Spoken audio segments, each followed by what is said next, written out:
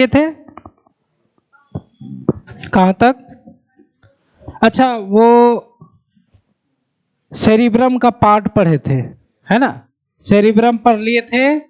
Fore brain में cerebrum होता है और डायंसेफलॉन होता है। डायंसेफलॉन में थैलेमस, हाइपोथैलेमस, एपिथैलेमस, मेटाथैलेमस होता है। तो अब जो दूसरा पार्ट है फोर ब्रेन का ही दूसरा पार्ट है, वो है डायंसेफलॉन। डायंसेफलॉन है ना? इसे 4 भागों में बांटा जाता है, बट पढ़ना 3 ही है, ठीक है? 2 खाली लिख के छोड़ देते हैं, पढ़ना बस 3 ही है। इट डिवाइड्स इनटू 4 पार्ट्स, है ना? पहला होता है थैलेमस, थैलेमस। दूसरा होता है हाइपोथैलेमस, हाइपोथैलेमस। उसके बाद होता है एपिथैलेमस, और पांचवा होता है, चौथा जो होता है वो होता है मेटाथैलेमस। ठीक है? ये 4 पार्ट होते हैं। It divides into 4 parts, thalamus, hypothalamus, epithalamus, metathalamus. इसका एक फिगर बनाते हैं ताकि आपको ज्यादा क्लियर हो जाएगा। ये हो गया आपका सेरिब्रम, है ना? और ये जो पार्ट हो गया इसका, ये हो गया कॉर्पस कैलोसम। कल यही वाला पढ़े थे, छोटा सा पार्ट। अब इसके अंदर जो है हमारा ये डायंसेफलॉन होता है, ये इस तरह से होता है।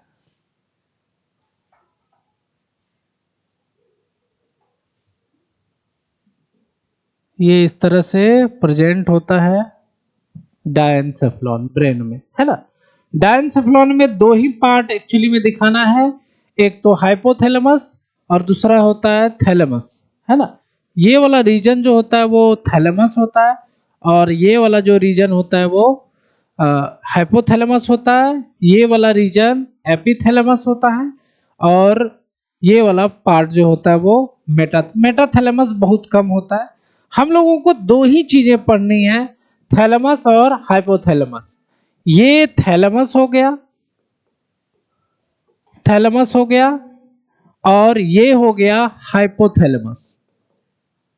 थैलेमस के नीचे होता है, इसीलिए इसका नाम है हाइपो। हाइपो मतलब होता है नीचे, थैलेमस के नीचे है, इसीलिए इसका नाम है हाइपोथैलेमस। ये होता है एपिथैलेमस, इसी में आपको पीनियल ग्लैंड होती है। हाइपोथैलेमस में आपने पढ़ा था ये पिट्यूटरी ग्रंथि होती है, इसी से नीचे में। पिट्यूटरी ग्लैंड जब पढ़ाए थे तो उसमें दिखाए थे हमने कि देखो पिट्यूटरी ग्लैंड इसी के बेस में होता है, इस तरह से दिखाई देता है। उसके बाद अगला और आगे का जो पार्ट होता है, जैसे आपको बताए थे मिड ब्रेन होता है, तो मिड ब्रेन इस तरह से आपको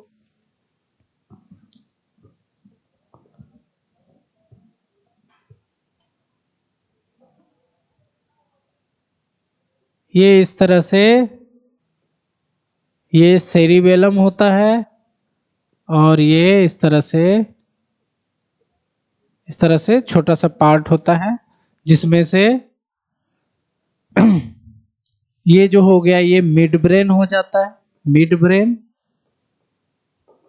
मिड ब्रेन हो जाता है। ये पोन्स हो गया, पोन्स। ये पहले भी बताए थे, ये मेडुला ऑब्लांगाटा हो जाता है, मेडुला ऑब्लांगाटा। ये फिगर हमने पहले भी बनाया था, बट अभी भी बनाना है, इसका काम है। और ये पार्ट जो होता है वो सेरिबेलम हो जाता है, सेरिबेलम। ये तीनों जो पार्ट दिख रहे हैं आपको, ये हिंड ब्रेन का पार्ट होता है, मिड ब्रेन अकेला होता है, और ये तीनों पोन्स, सेरिबेलम, मेडुला, ये हिंड ब्रेन के पार्ट होते हैं। तो हम लोग पढ़ भी क्या रहे हैं, थैलेमस और हाइपोथैलेमस, इन्हीं के बारे में पढ़ना है। एपिथैलेमस में यहीं पे लिख देते हैं, पीनियल ग्लैंड इससे अटैच होता है।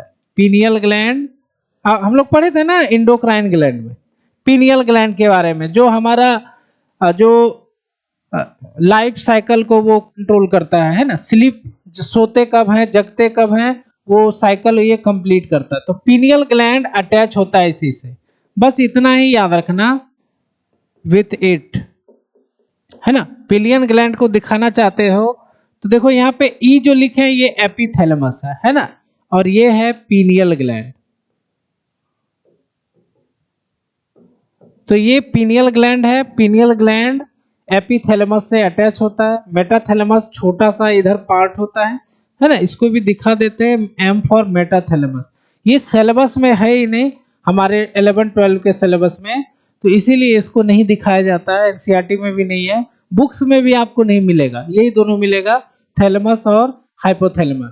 तो इनका ये प्रेजेंट कहाँ है और इनका मेन फंक्शन पूछा जाता है ना।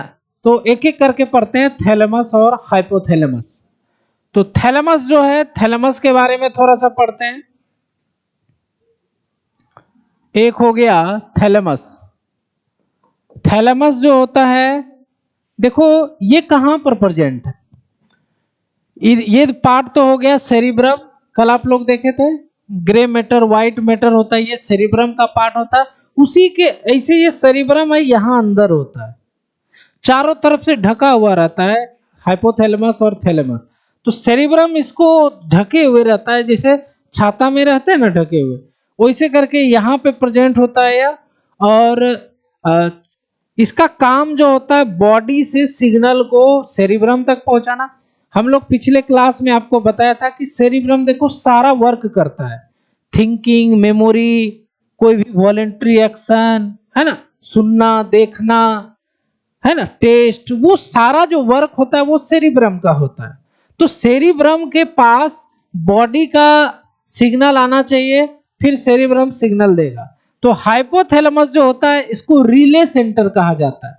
जैसे हम लोग जानते हैं कि रिले सेंटर मतलब क्या होता है, कि जैसे आकाशवाणी मान लो दिल्ली है, तो दिल्ली आकाशवाणी से सिग्नल छोड़ा जाता है, और हमारे बिहार में अगर आ गया तो पटना वगैरह में क्या है, उस सिग्नल को एक्सेप्ट किया जाता है, फिर यहां से पूरे बिहार में रिले किया जाता है। ठीक है ना, टीवी, जैसे टीवी का सिग्नल, रेडियो का सिग्नल, है ना, तो सारा सिग्नल जो होता है तो इसको कहा जाता है रिले सेंटर। रिले मतलब होता है जो सब जगह डिस्ट्रीब्यूट करे। अब पटना के पास आता है रेडियो चैनल का, है ना, सिग्नल आता है, अब पटना भागलपुर को भेजेगा, पटना मुजफ्फरपुर को भेजेगा, है ना, पटना सीतामढ़ी को भेजेगा, तो यहाँ से सब जगह सिग्नल, सभी सेंटर पे सिग्नल, तो इस तरह का सिग्नल को कहा जाता है रिले सेंटर। तो थैलेमस का काम क्या है, जितना भी सेंसरी बताए थे, ज्ञानेंद्रिय वाला सेंस, जितना भी सेंसरी सिग्नल होता है वो सेरिब्रम को पहुंचाना, और सेरिब्रम से जितना भी मोटर सिग्नल होता है, पिछले क्लास में बताए थे, सेंसरी सिग्नल मतलब जो ब्रेन के पास जा रहा है, मोटर सिग्नल मतलब जो ब्रेन से बॉडी में आ रहा है, तो इसको कंट्रोल करता है, इसी को, इसलिए इसको रिले सेंटर बोलते हैं, है ना। चारों तरफ से ये लेता है सिग्नल को, फिर सेरिब्रम को देता है, सेरिब्रम फिर इसको देता है, ये पूरे बॉडी में पहुंचाता है।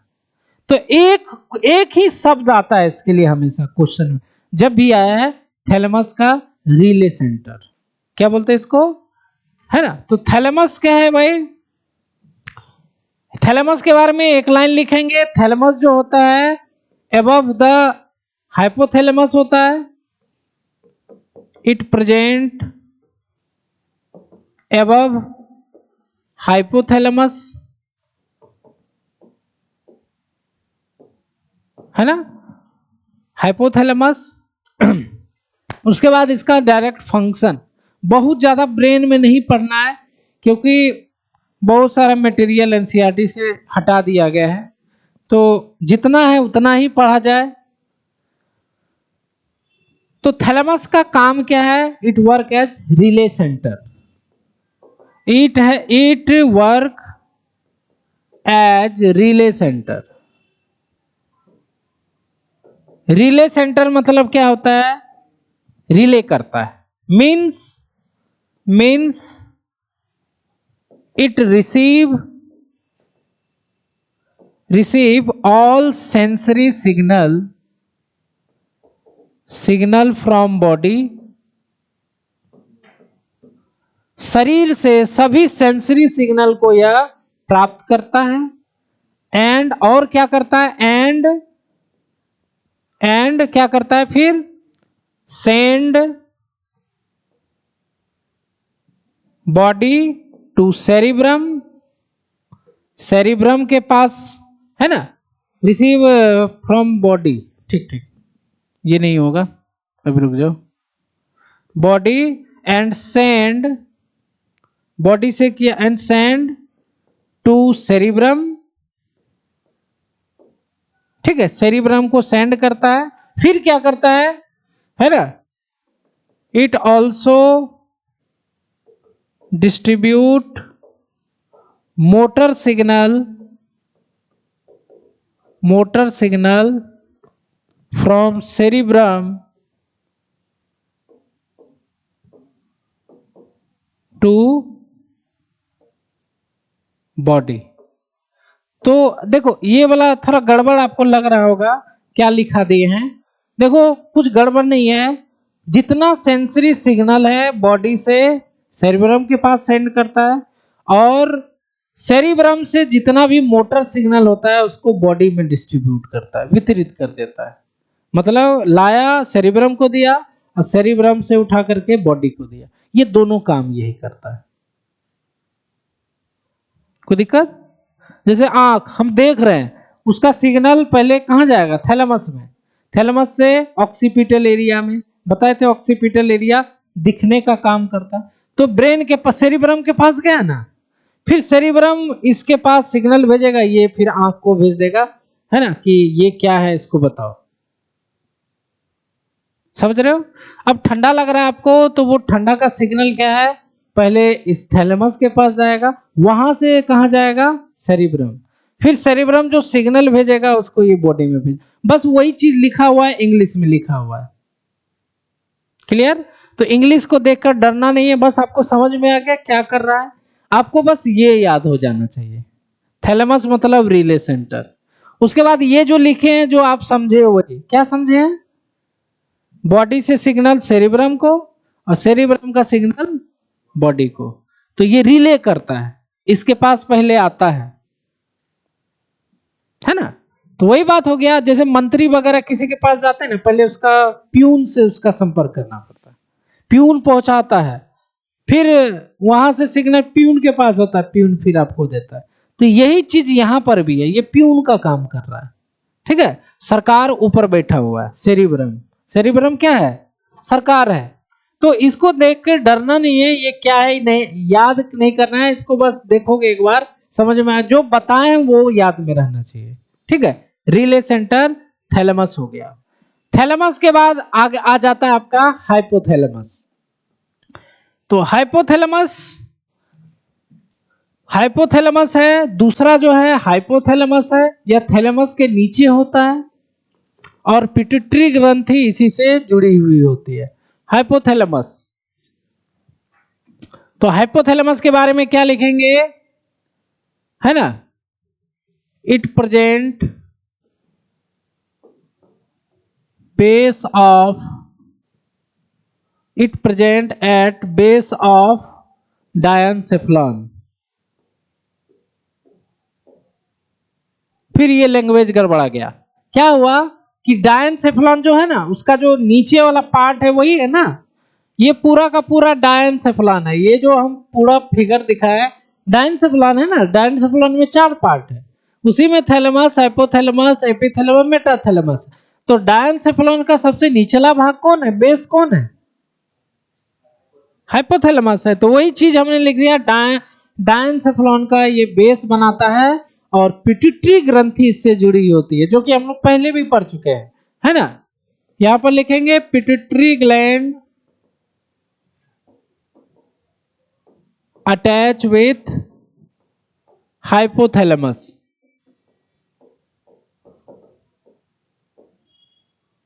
है ना, जो कि हम लोग इंडोक्राइन ग्लैंड जब पढ़ रहे थे तो वहां पर फिगर भी बनाया था बहुत बड़ा, है ना, ऐसा वाला याद होगा सबको, ऐसा वाला फिगर भी बनाया था, ये हाइपोथैलेमस बोलते थे और इसको पिट्यूटरी, तो वहां पर पिट्यूटरी पढ़ना था, इसीलिए पिट्यूटरी का बड़ा बनाए थे, इसका स्ट्रक्चर भी बनाए थे। तो हाइपोथैलेमस, हाइपोथैलेमस का फंक्शन क्या है, ये पूछा जाता है बहुत बार, है ना। Function of hypothalamus, function of hypothalamus. तो ये बहुत ही सेरिब्रम के बाद, है ना, इसका भी एक महत्वपूर्ण रोल है, बहुत सारा वर्क करता है, इसको इंपॉर्टेंट है।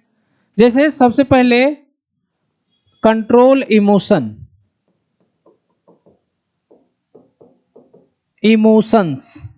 इमोशंस क्या क्या हो सकते हैं हमारे शरीर में, क्या क्या इमोशंस करते हैं? क्रोध कर सकते हैं,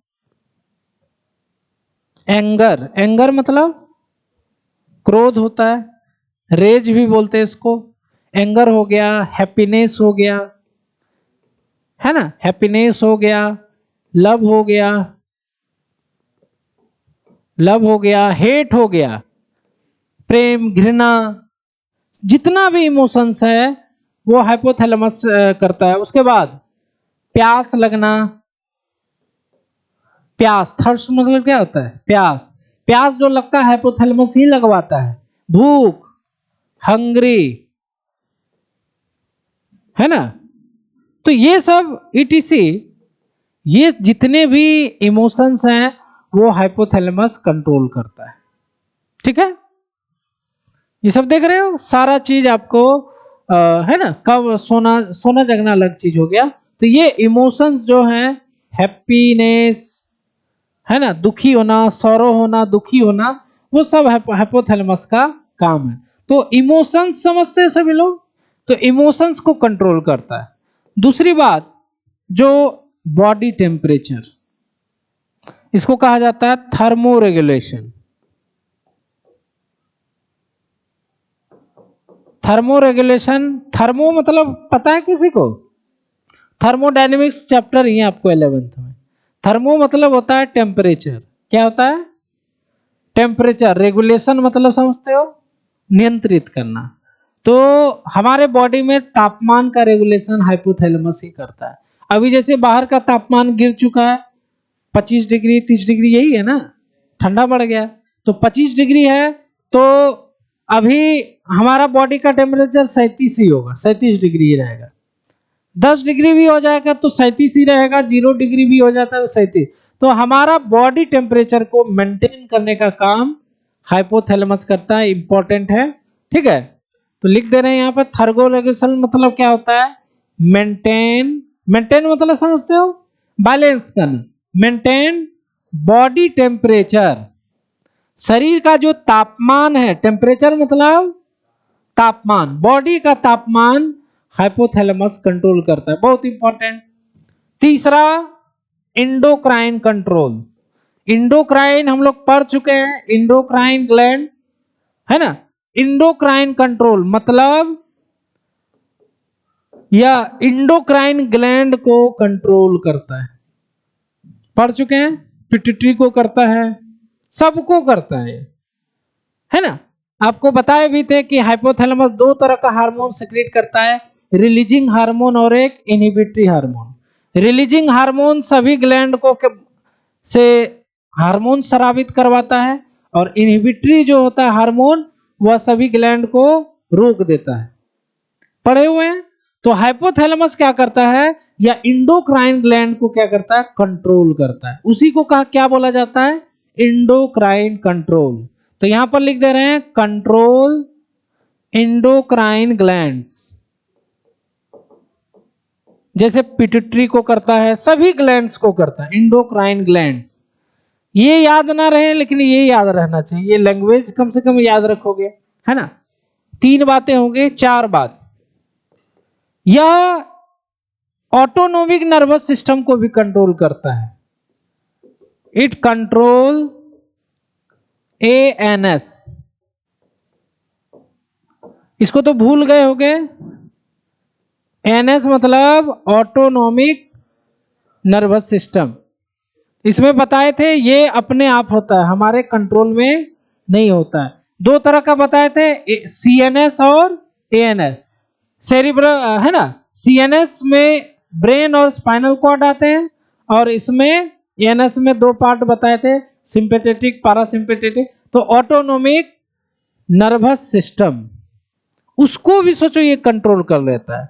तो बड़ा ही इंपॉर्टेंट एक ऑर्गन होता है हाइपोथैलेमस। सबसे बड़ा बात, ये हार्मोन जितना भी कंट्रोल होता है इसी के आधार पे होता है, क्योंकि इंडोक्राइन ग्लैंड मतलब हार्मोन ग्रंथि को ही ये कंट्रोल कर लेता है। उसके बाद बॉडी के टेम्परेचर को कंट्रोल करता है, आपके शरीर में होने वाले इमोशंस को कंट्रोल करता है, ठीक है, ऑटोनोमिक नर्वस सिस्टम को कंट्रोल कर रहा है। तो हाइपोथैलेमस जो है एक बहुत ही इंपॉर्टेंट ब्रेन का पार्ट होता है। तो हम लोगों ने हाइपोथैलेमस और थैलेमस पढ़ लिया, ठीक है। थैलेमस रिले सेंटर याद रखोगे, उसी से काम चल जाएगा। हाइपोथैलेमस पढ़ लिए, हाइपोथैलेमस से पिट्यूटरी ग्रंथि जुड़ी हुई रहती है और डायंसेफेलॉन के बेस में होता है ये प्रेजेंट, है ना, बेस में प्रेजेंट होता है। और इतना सारा वर्क है इसका, इसलिए ये बड़ा ही इंपॉर्टेंट पार्ट हो जाता है हमारे बॉडी का, है ना। इसके बाद देखो एक सिस्टम आता है ना। आप लोग को पिछले क्लास में, इसमें तो हमने सेव नहीं किया था, पिछले क्लास में हमने बताया था कि यहाँ पर दो और चीजें बताई थी। यहाँ पे जो कॉर्पस कैलोसम था, कॉपी निकालो, उसमें देखो, यहाँ पर देखो हिप्पोकैम्पस लोब और एमाग्डाला, दो पार्ट और बताए थे पिछले क्लास में, देख लो जरा सा, है ना, बताए थे ना, हिप्पोकैम्पस लोब और एमाग्डाला बॉडी। वो क्या होते हैं, वो हाइपोथैलेमस के साथ मिलकर के एक सिस्टम बनाते हैं जिसको कहा जाता है लिम्बिक सिस्टम, और आपके एनसीईआरटी में वो पार्ट दिया हुआ है। तो अब जो हेडिंग है वो लिम्बिक सिस्टम है।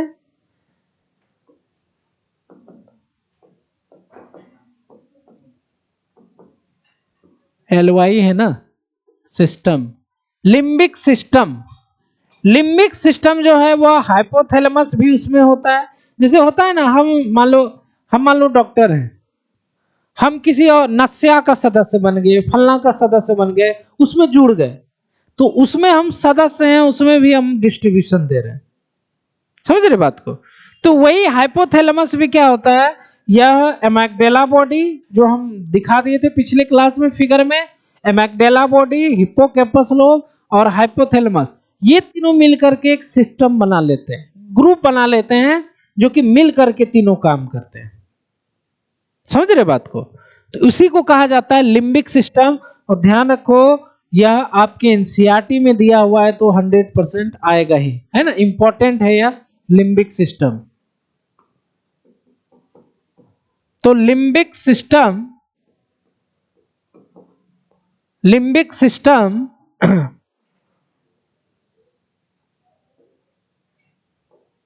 मैक बाय किसके किसके द्वारा बनता है, हाइपोथैलेमस,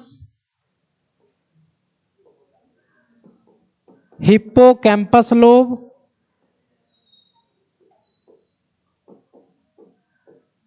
हिप्पो मतलब क्या होता है, हिप्पो मतलब होता है दरियाई घोड़ा। इसका शेप जो होता है दरियाई घोड़े का मुंह देखे हो ना, वैसा ही होता है, इसीलिए इसका नाम रख गया है हिप्पोकैम्पस लोब। उसके बाद एमाग्डाला बॉडी, ये तीनों मिलकर के, है ना, आपका बनाते हैं लिम्बिक सिस्टम। ये तीनों मिलकर के आपका लिम्बिक सिस्टम बनाते हैं, है ना।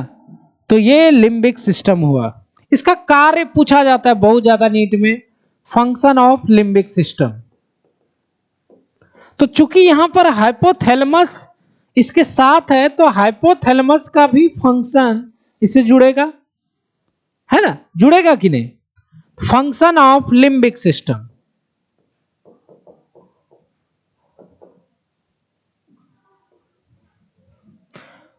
तो लिम्बिक सिस्टम का कुछ कार्य होता है, बहुत सारा कार्य होता है, लेकिन जो एनसीईआरटी में वही चीजें हम लोग देखते हैं। जैसे सबसे पहले इमोशंस, अब हाइपोथैलेमस है तो इसका भी फंक्शन क्या हो जाएगा, इमोशंस हो जाएगा, है ना।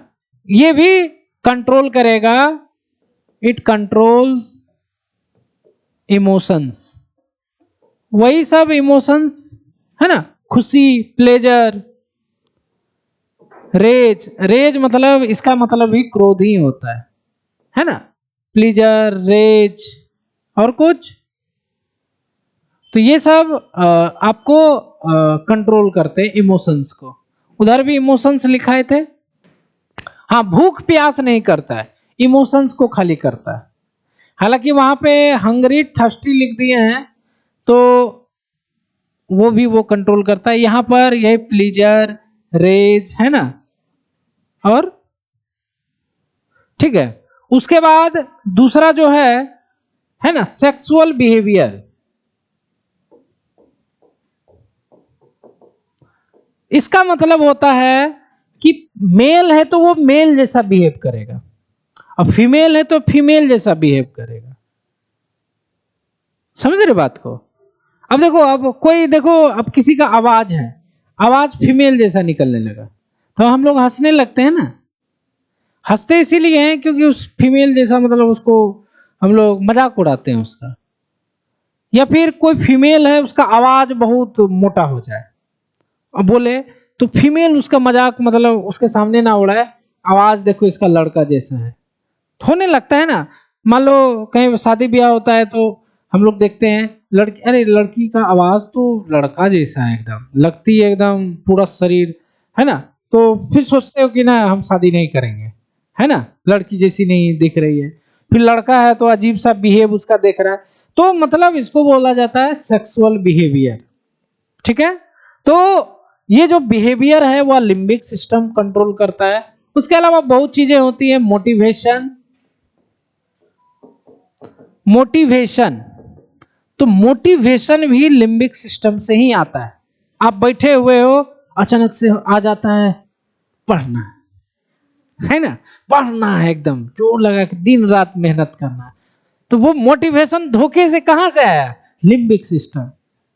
कोई वीडियो देख लेने के बाद नहीं हो जाता है ना। तो वही चीज वीडियो देखने के बाद जो आता है वो लिम्बिक सिस्टम का कार्य है ना, अति उत्साहित हो जाना, है ना। किसी को देख लिया, तो उसके बाद तीसरा जो वर्क है ये एनसीईआरटी में नहीं है, यह शॉर्ट टर्म मेमोरी को लॉन्ग टर्म मेमोरी में बदल देता है। शॉर्ट टर्म मेमोरी को लॉन्ग टर्म मेमोरी में बदल देता है। जैसे हम लोग बचपन में बहुत ऐसा छोटा थे जब, तो उस समय कुछ ऐसा देखा था जो आपको इतना अच्छा लगा, वो हमेशा आपको याद रह गया। बहुत ऐसा होता है, बचपन का हर चीज नहीं याद होता है, लेकिन कुछ ऐसा आपके साथ जरूर हुआ होगा, शादी में, ब्याह में, फलना चिल्ला, कभी भी, वो हमेशा आपको याद रहता है। वो क्या हुआ? वो छोटा सा मेमोरी था, वो क्या हो गया? लॉन्ग टर्म मेमोरी हो गया, हमेशा याद रखने वाला।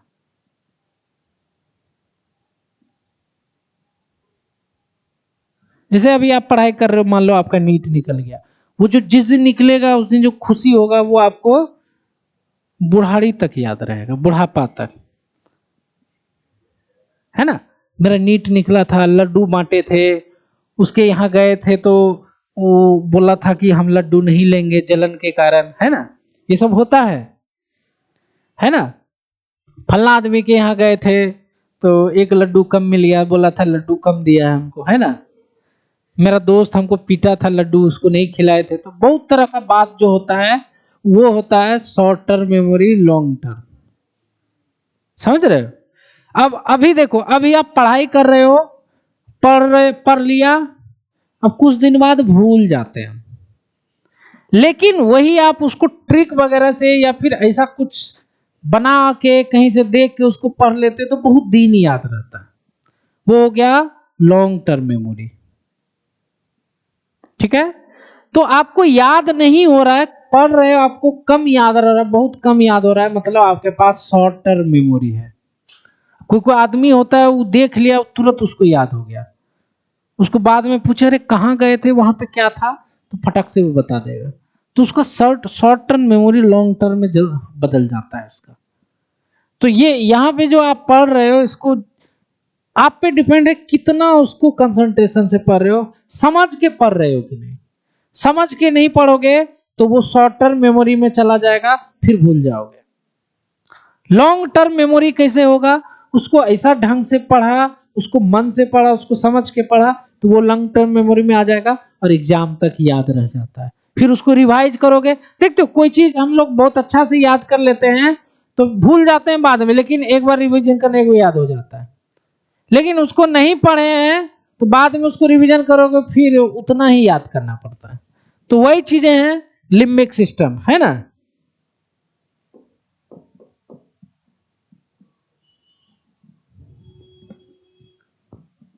इट चेंज शॉर्ट टर्म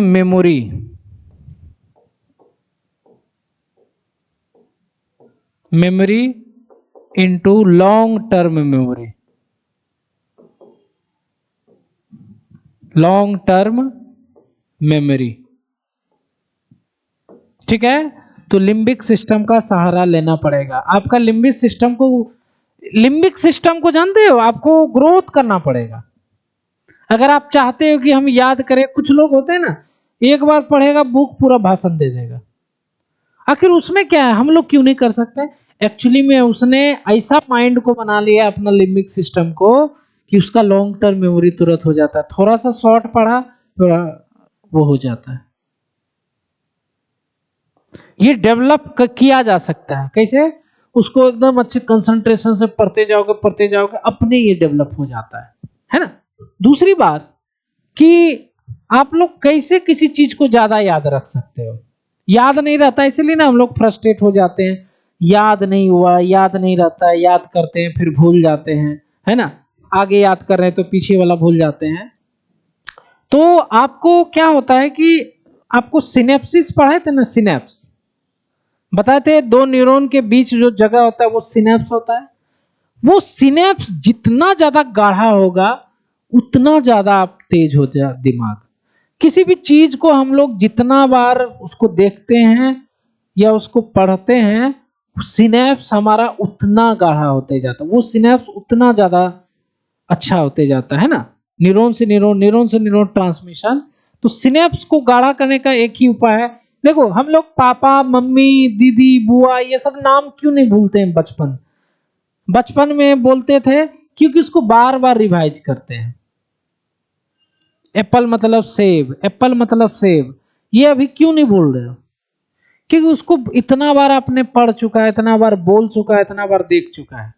ये क्यों नहीं याद रहता है सिलेबस हमारा, क्योंकि वो उतना बार आप पढ़े नहीं हो उसको, अच्छा से एक बार भी नहीं पढ़े हो, तो उसको कई बार पढ़ोगे तभी तो याद रहेगा। समझ रहे बात को। दो चार बार, चार बार, एनसीईआरटी को तो कहा जाता है 20 बार कम से कम पढ़ना चाहिए एग्जाम के पहले तक। 20 बार मतलब घुमा के पढ़ लेना चाहिए, फिर आपको याद हो जाएगा वो एग्जाम तक। 20 बार कोई बड़ा बात नहीं है, छोटा तो है एनसीईआरटी 20 बार, ठीक है। 20 बार उसको देख लिया, पढ़ लिया, बस हो गया। याद एक ही बार करना है, याद एक ही बार करना है, पढ़ना बार बार है उसको, ठीक है। याद तो एक ही बार करना है, एक बार याद होने के बाद याद ही हो जाता है। ये हो गया लिम्बिक सिस्टम। इसके बाद चलते हैं हम लोग, हमारा फोर ब्रेन खत्म हो गया। फोर ब्रेन में सेरिब्रम और डायनसेफलॉन। सेरिब्रम डायनसेफलॉन में हाइपोथैलेमस और थैलेमस दो हो गया। एपी और मेटा हमारे सिलेबस में है ही नहीं, वो वैसे भी छोटा सा पार्ट होता है, बहुत छोटा पार्ट होता है वो। अब चलते हैं मिड ब्रेन। मिड ब्रेन के बाद कहां चलेंगे, hind brain.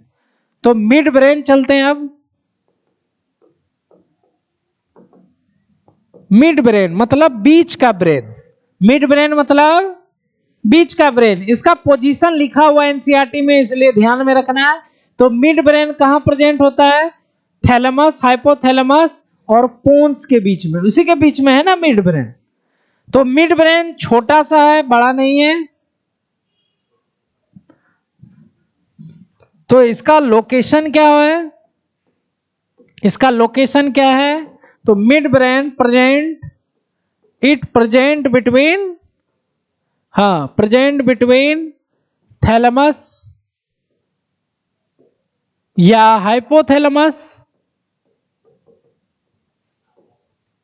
Thalamus hypothalamus and pons. Pons और इन दोनों के बीच में क्योंकि थैलेमस हाइपोथैलेमस में ज्यादा अंतर नहीं है, दोनों लगभग सटा हुआ रहता है, इसलिए बोल देते हैं हाइपोथैलेमस थैलेमस और पोन्स, है ना। पोन्स मिड ब्रेन का हिंड ब्रेन का पार्ट होता है।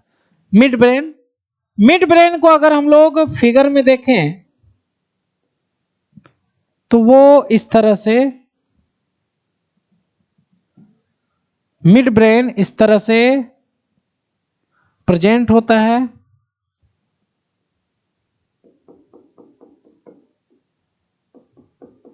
मिड ब्रेन को कटिंग पार्ट है ना।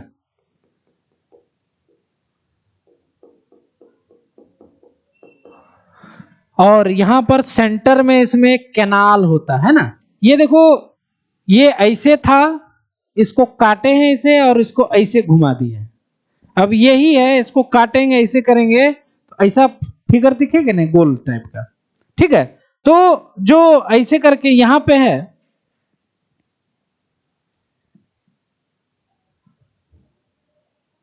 देखो यहां पर ये जो मिड ब्रेन है ना, यहां पे है ना, यहां पे इस तरह का है ना कैनाल होता है। क्या होता है? कैनाल मतलब सुरंग टाइप का, मतलब उसमें है ना खाली जगह होता है इस तरह से, है ना। ये कैनाल होता है, इसको ऐसे काटे हैं और इसको ऐसे घुमा के ऐसे दिखाए हैं। क्लियर है? नहीं समझे इसको? ऐसे देखो, इसको ऐसे काटे हैं, ऐसे काटेंगे तो ये गोल दिखेगा कि नहीं, उसको ऐसे करके ऐसे दिखा दिए हैं, ठीक है।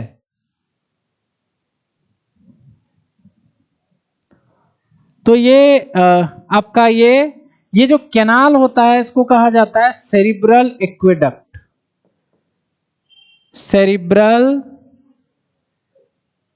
एक्वेडक्ट एनसीईआरटी में है भाई, इंपॉर्टेंट है। उसके बाद ये देखो, ये डॉर्सल पार्ट हुआ इसका, पीछे वाला पार्ट है ना, इधर वाला पार्ट, और आगे वाला पार्ट जो होगा वेंट्रल पार्ट।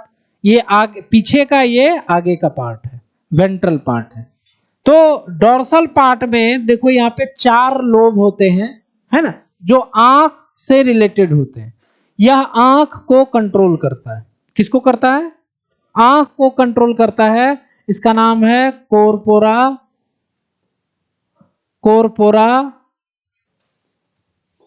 क्वाड्रिजेमिना।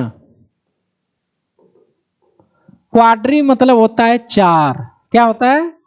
4, है ना। इसको हम लोग ऑप्टिक लोब भी कहते हैं, ऑप्टिक लोब।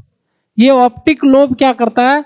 हमारे आंख से रिलेटेड होता है, मतलब आंखों में जाकर के आंख को कंट्रोल करता है ना। तो कॉर्पोरा क्वाड्रिजेमिना, ये भी आपके एनसीईआर। क्वाड्री मतलब क्या होता है? 4। ये 4 लोब होता है, ठीक है। 2 को इधर दिख रहा है, 2 पीछे होगा, 1 2 3 4। तो पीछे वाला तो दिखेगा नहीं ना, समझ रहे हो, क्योंकि काट के देख रहे हैं। बाकी यहां देखोगे तो आपको चारों दिख जाएगा, इसमें दिखेगा नहीं, है ना। 4 को होते हैं लोब, 1 2 3 4, 4 लोब होते हैं, जिसको हम लोग कॉर्पोरा क्वाड्रिजेमिना या फिर ऑप्टिक लोब कहते हैं।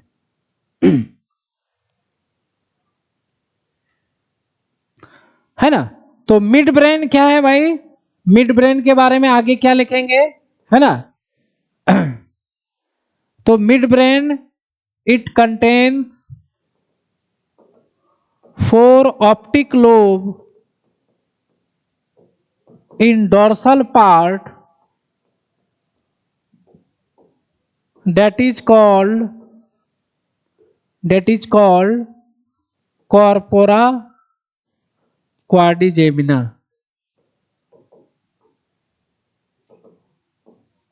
है ना। उसके बाद दूसरी बात जो है, इसका एक कैनाल होता है, सेंटर में कैनाल होता है, रास्ता होता है, खाली जगह होता है ना। जैसे हम लोग क्या होते हैं, जैसे कोई चीज है, चदरा है, उसको क्या करते हैं, इसे मोड़ते हैं तो बीच में खाली जगह हो जाता है ना। उसी तरह इसके बीच में खाली जगह होता है, और इस खाली जगह में, है ना, इस खाली जगह में, है ना, लिक्विड वगैरह बहता है, क्योंकि हमारा ब्रेन जो है अंदर से खाली है। क्या है? खाली है। सब में खाली जगह होता है, सेरिब्रम में भी होता है, मिड ब्रेन में भी होता है, हिंड ब्रेन में भी होता है, खाली जगह होता है, उससे लिक्विड फ्लूइड वगैरह बहते रहता है।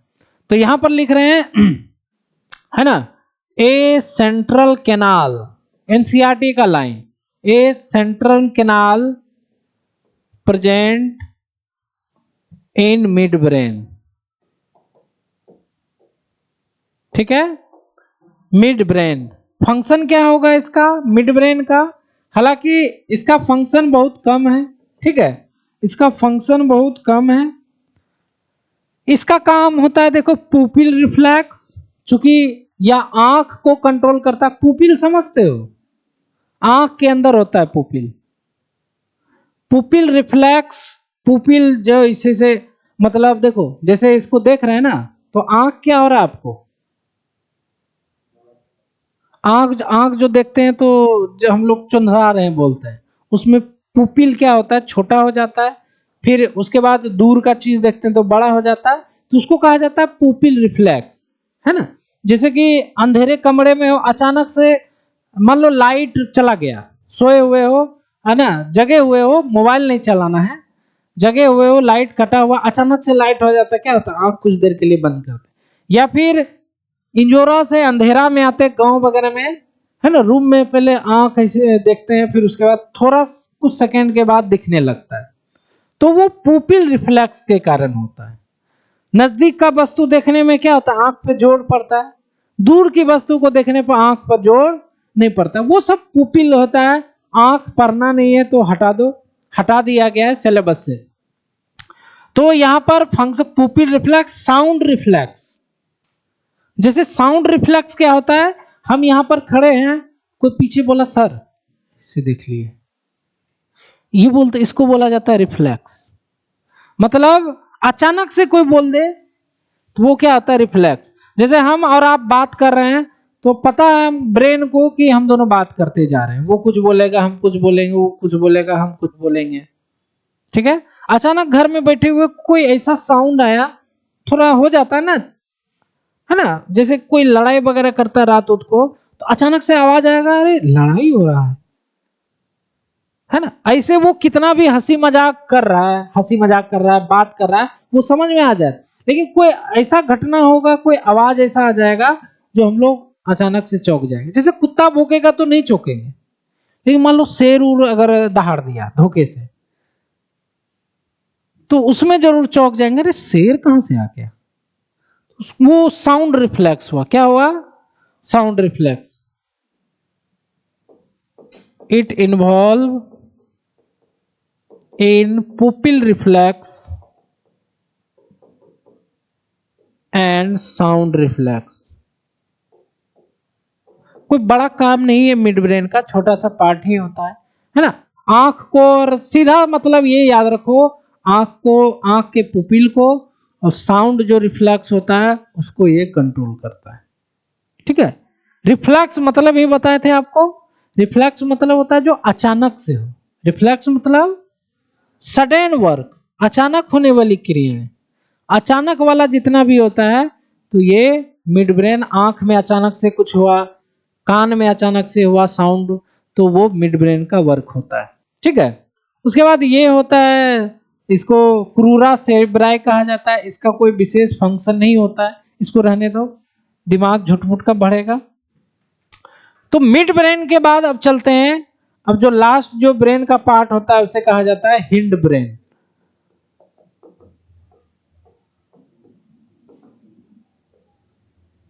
हिंड ब्रेन, हिंड ब्रेन इसे हम लोग तीन भागों में बांटते हैं, कौन कौन सा, पोन्स, मेडुला ऑब्लांगाटा और सेरिबेलम, ठीक है।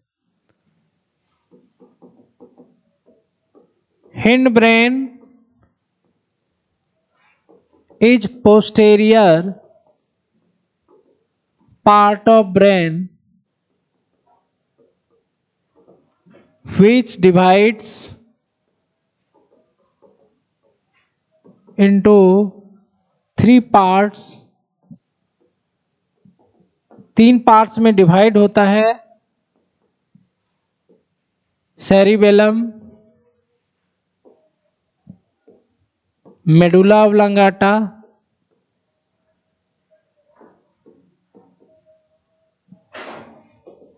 और तीसरा जो होता है वो होता है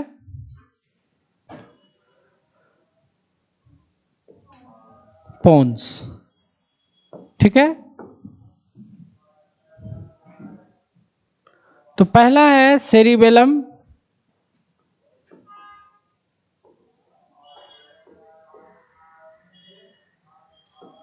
सेरिब्रम का स्ट्रक्चर कोई मतलब याद नहीं रखना है, बट स्ट्रक्चर उसका देखा जाए तो आपको ऐसा देखने को मिलता है।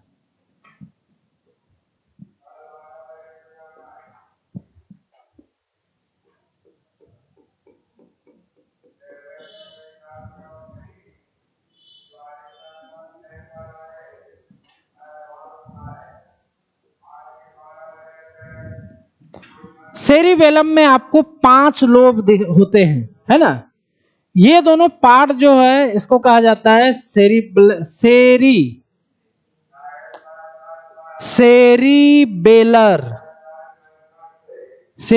Cerebellar hemisphere.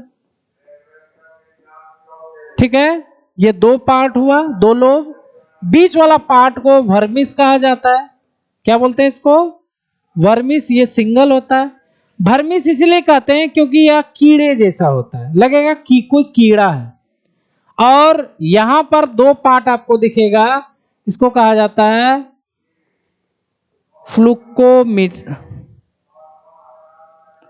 फ्लुकोमोटर लोब। यह भी कितना होता है? 2। तो सेरिबेलम को 5 लोब में बांटा गया है ना। 5 लोब में बांटा गया है, और लोब का याद नाम नहीं रखना है, खाली बस ये याद रखना है 5 लोब। और फिगर में हमने आपको बता दिया है, cerebellum is made by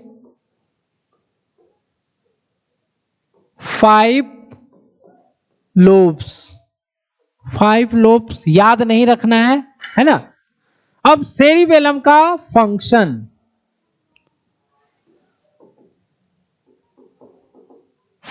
of cerebellum.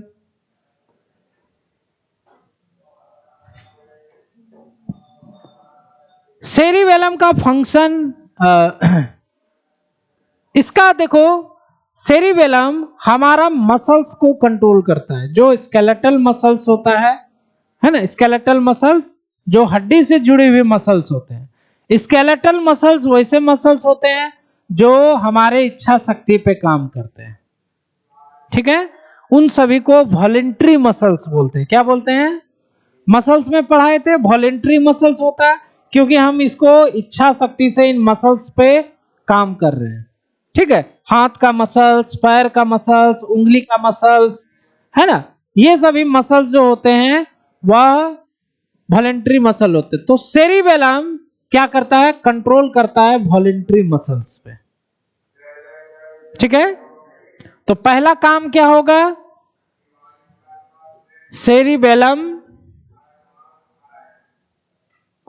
Controls on voluntary muscles.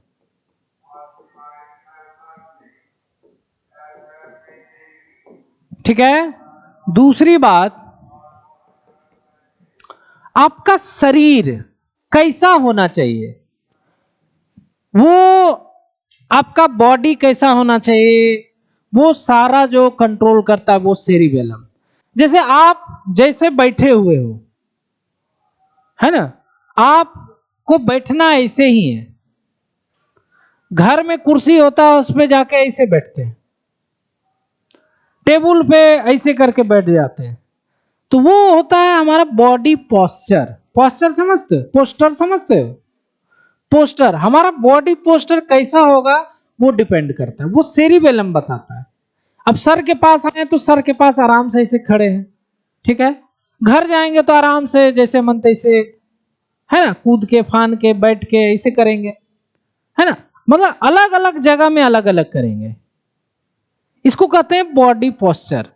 चलते चलते हम लोग गिर नहीं जाते हैं, अचानक चल रहे हैं, आराम से चलते रहेंगे चलते रहेंगे, तो उसको बोला जाता है बॉडी इक्विलिब्रियम। उसको भी कंट्रोल करता है। इक्विलिब्रियम मतलब अब ऐसे बैठे बैठे गिर नहीं ना जाओगे, नहीं गिर जाओ।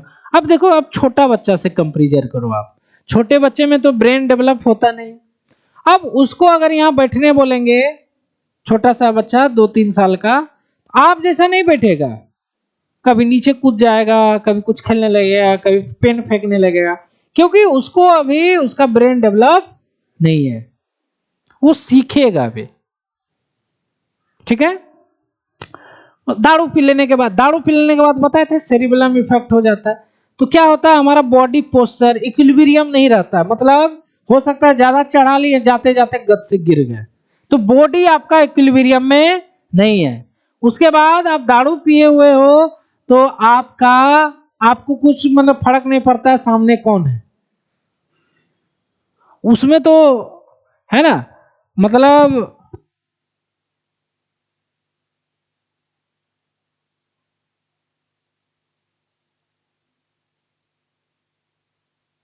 मतलब एनर्जी आ जाता है उसमें, तो वो सब जो कंट्रोल होता है वो सेरिबेलम का करता है। बॉडी पोस्चर, बॉडी का इक्विलिब्रियम, ये सारा चीज जो है वह बॉडी बैलेंस, ये सेरिबेलम का भी काम होता है। एक और बताए थे, कान भी हमारा बैलेंस करता है ना, कान भी हमारा बैलेंस करता है, और सेरिबेलम मेन काम करता है, कान का भी काम है और सेरिबेलम का भी काम है। तो सेरिबेलम क्या करता है,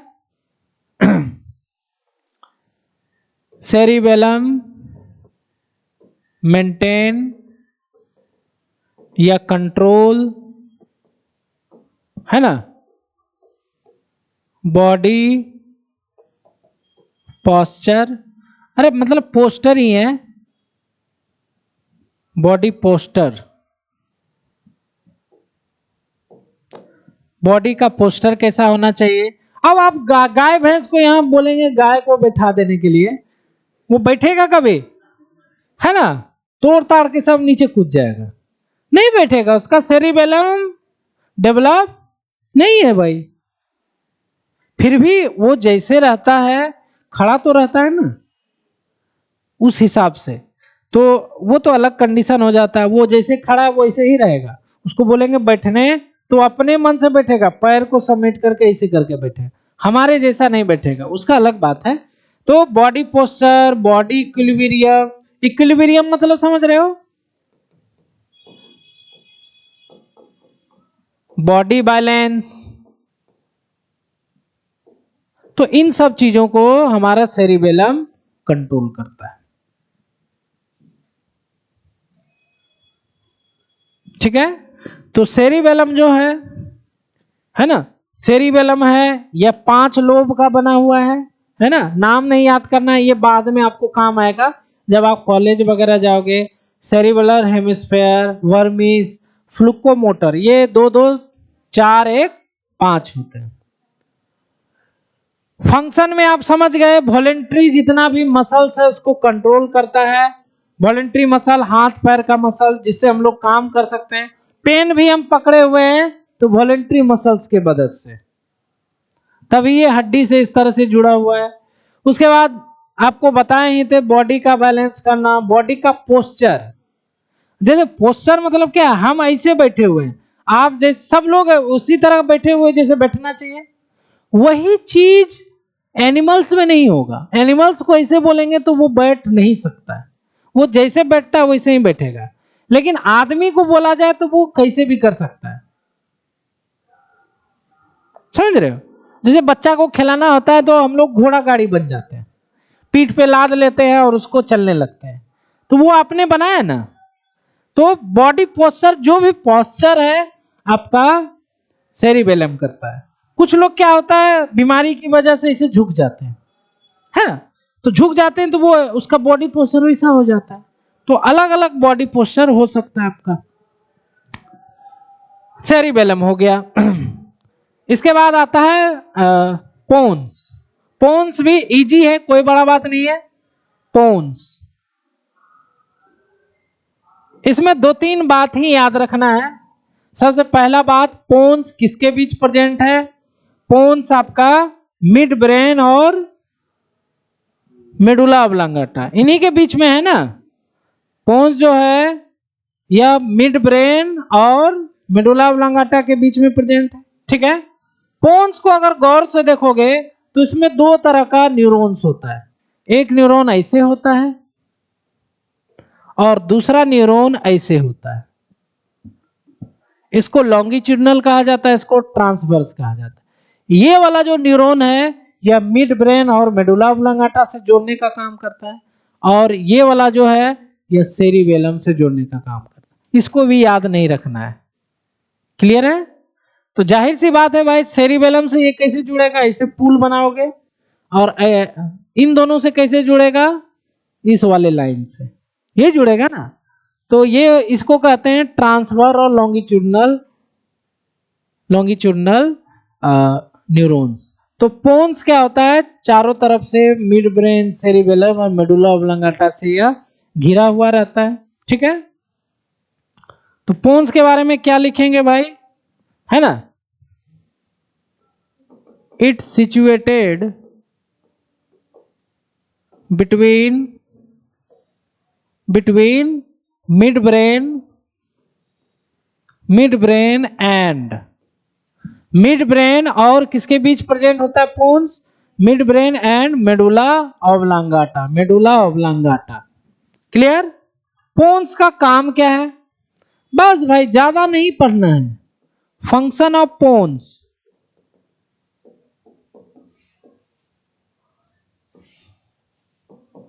फंक्शन ऑफ पोन्स क्या है, तो पोन्स को अगर गौर से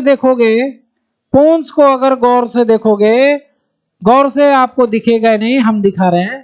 पोन्स में कुछ सेंटर होते हैं, इस तरह के सेंटर्स होते हैं, और वह सेंटर हमारे ब्रीदिंग, सांस लेने की गति को बढ़ाते या घटाते हैं। इस सेंटर का नाम होता है न्यूमोटैक्सिक सेंटर। क्या नाम है ना। आपको याद होगा, नहीं भी याद होगा कि रिस्पिरेशन में, श्वसन में आप लोग को पढ़ाए थे, पोन्स में एक न्यूमोटैक्सिक सेंटर होता है जो ब्रीदिंग रेट को घटाता है और बढ़ाता है। तो ये इसका फंक्शन हो जाएगा। Pons contain a pneumotaxic centre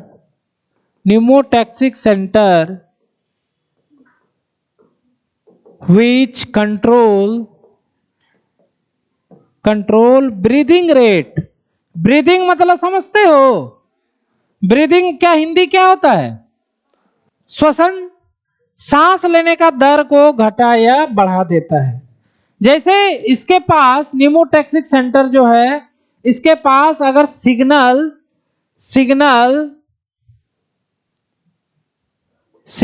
strong आएगा, है ना, तो यह ब्रीदिंग रेट को बढ़ा देता है, मतलब सांस तेजी से लेने लगोगे।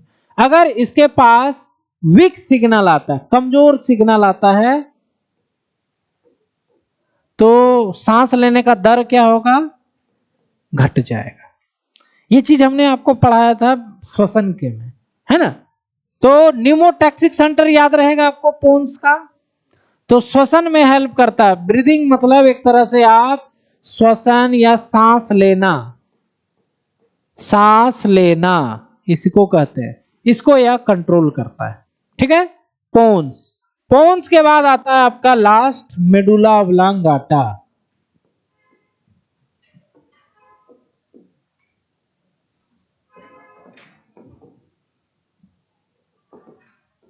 MO, है ना। मेडुला ऑब्लांगाटा कहां प्रेजेंट होता है, स्पाइनल कॉर्ड, और ये है स्पाइनल कॉर्ड, ठीक है। स्पाइनल कॉर्ड और पोन्स के बीच में प्रेजेंट है। जाहिर सी बात है, देखने से ही पता चल रहा है। तो medulla oblongata present between pons and spinal cord, pons और स्पाइनल कॉर्ड में बीच में प्रेजेंट होता है। मेडुला ऑब्लांगाटा के बारे में और कुछ भी नहीं पढ़ना है 11-12 लेवल तक। अब है इसका फंक्शन।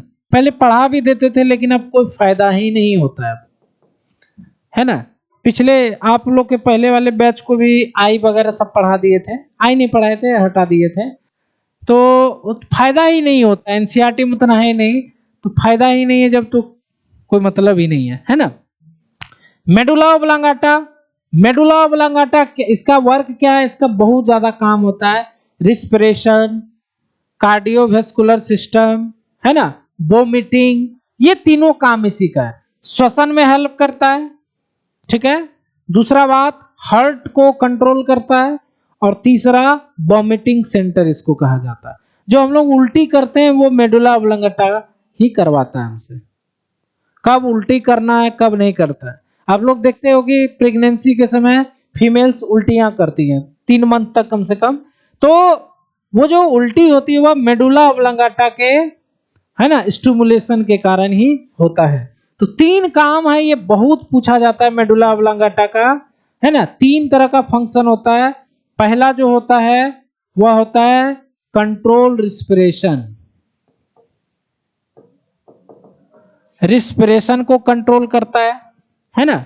दूसरा कंट्रोल कार्डियोवैस्कुलर सिस्टम। मतलब क्या है इसका, यहां पर ध्यान देना, कार्डियो मतलब तो हार्ट हो गया, हार्ट को, वैस्कुलर मतलब ब्लड वेसल्स, मतलब पूरा का पूरा मतलब सिस्टम को ही यह कंट्रोल कर लेता है। ब्लड वेसल्स में आपको पढ़ाए थे, है ना, आर्टरी, वेन और कैपिलरी, उसको भी कंट्रोल करता है, उसको भी कभी दबा देगा कभी फुला देगा, मतलब कंट्रोल कर, हार्ट को करता ही है, तो पूरे सिस्टम को ही ठेका लेके रखा हुआ है, इसी को कंट्रोल में रहता है। उसके बाद लास्ट जो है वॉमिटिंग, है ना, तो वॉमिटिंग सेंटर इसको कहा जाता है। वॉमिटिंग मतलब क्या होता है भाई, उल्टी ना, वॉमिटिंग मतलब क्या होता है, उल्टी, तो वॉमिटिंग सेंटर कहा जाता है, इसी के कारण वॉमिट होता है। अगर हम लोग कुछ ऐसा चीज खा लेते हैं जो हमारे शरीर के लिए सही नहीं है, फटाक उल्टी कर दोगे, है ना।